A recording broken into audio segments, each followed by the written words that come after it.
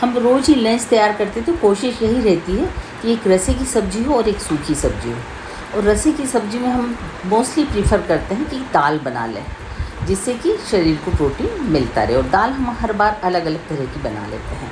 तो मैंने सबसे पहले सूखी सब्ज़ी के लिए हरे टमाटर को पानी में गला कर रख दिया, और साथ ही फिर मैंने लोबिया यानी कि चौले को पानी में अच्छे से धोकर प्रेशर कुक करने को रखा लाल टमाटर के साथ, और इसको 2 से 3 विसल आने तक के लिए पकने को छोड़ दिया। और इसी बीच मैंने हरे टमाटर के बारीक बारीक पीसेस काट लिए, और साथ ही लोबिया के छोकन के लिए प्याज को भी बारीक बारीक पीसेस में काट लिया। अब हमने टमाटर की सब्ज़ी की छोंकने की तैयारी कर ली। उसके लिए हमने कढ़ाई में तेल को गर्म करके उसमें राई, जीरा, हींग का छोकन लगाया और हल्दी पाउडर डालकर बारीक कटे टमाटर को डालकर इसमें अच्छे से मिक्स कर लिया। और फिर हमने इसमें स्वादानुसार नमक डालकर ढककर पकने के लिए छोड़ दिया। टमाटर की सब्ज़ी को अब हमने दूसरी गैस पर शिफ्ट कर दिया, और फिर हमने लोबिया के प्रेशर कुकर को खोलकर देखा तो लोबिया अच्छे से पक चुके थे।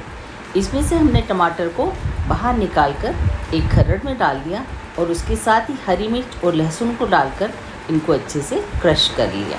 इस बीच हमारे टमाटर भी अच्छे से पक चुके थे, तो हमने उसमें लाल मिर्च पाउडर और धनिया पाउडर डालकर उसे अच्छे से मिक्स कर लिया। और चूँकि ये टमाटर खट्टे होते हैं, इसकी खटास को बैलेंस करने के लिए हमने इसमें थोड़ा सा गुड़ डाल दिया, और इसको अच्छे से मिक्स करके थोड़ी देर ढककर पकने को छोड़ दिया। थोड़ी देर में हमारी सब्ज़ी पूरी तरह से तैयार हो गई, तो हमने इसे हरे धनिए से गार्निश कर दिया, और तैयार हो गई हमारी हरे टमाटर की सब्ज़ी।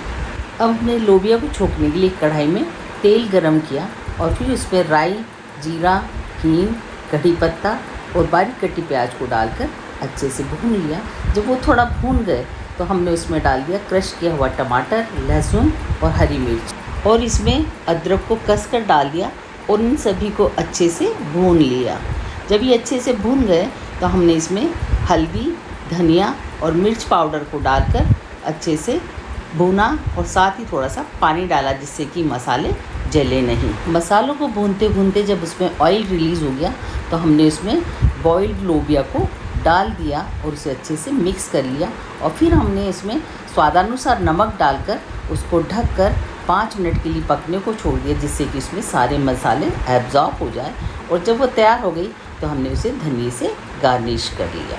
इस तरह लंच बॉक्स की मेरी सब्जियां तैयार हो गई थी। मैंने चावल पहले ही प्रेशर कुक कर लिए थे, और चपाती मम्मी ने सेक दी।